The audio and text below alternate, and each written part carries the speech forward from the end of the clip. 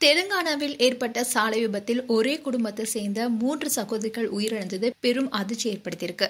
தெலுங்கானா மாநிலம் ரங்காரெட்டியில பேருந்து மீது டிம்பர் லாரி கவிழ்ந்ததுல 20 பேர் உயிரிழந்த சம்பவம் தான் நாட்டையே உழுக்குனது. நேற்று காலை நடந்த விபத்துல அரசு பேருந்துல ஒரே இருக்கையில அமர்ந்து ஹைதராபாத் சென்ற 3 சகோதரிகள் பரிதாபமா உயிரிழந்திருக்காங்க. இது அறிந்த அவங்களுடைய பெற்றோர், உற்றார், உறவினர் கதறி எழுதிருக்காங்க. விகாராபாத் மாவட்டம் தண்டூரு நகர்ப்புறத்துல இருக்கிற காந்தி நகரை சேர்ந்தவர் தான் எல்லையா கவுட்.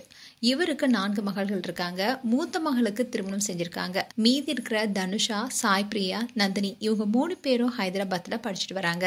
இன்னும் தான் இவங்களுடைய மூத்த சகோதரியுடைய திருமணம் நடந்தது. இதுக்காக 3 மகள்களும் ஹைதராபாத்ல இருந்து வந்திருக்காங்க.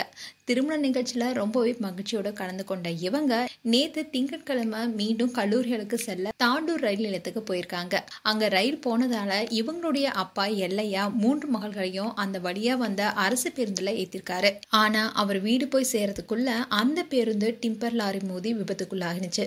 சகோதரிகள் 3 ஒரே இருக்கையில உட்கார்ந்துருக்காங்க. அப்போ ஜல்லிக்கற்கள்ல சிக்கிக்கொண்டு பரிதாபமா உயிரிழந்த தகவல் அவருக்கு கிடைச்சிருக்கு. இந்த விஷயத்தை கேள்விப்பட்ட பெற்றோர் ரொம்பவே உடைச்சு போயிட்டாங்க.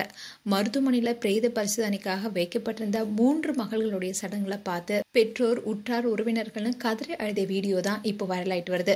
மேலும் இது போன்ற வீடியோஸை பார்க்க நியூஸ் தமிழ் கிட்ஸ் சேனலை சப்ஸ்கிரைப் பண்ணுங்க. மறக்காம நோட்டிபிகேஷன் பட்டனை கிளிக் பண்ணுங்க.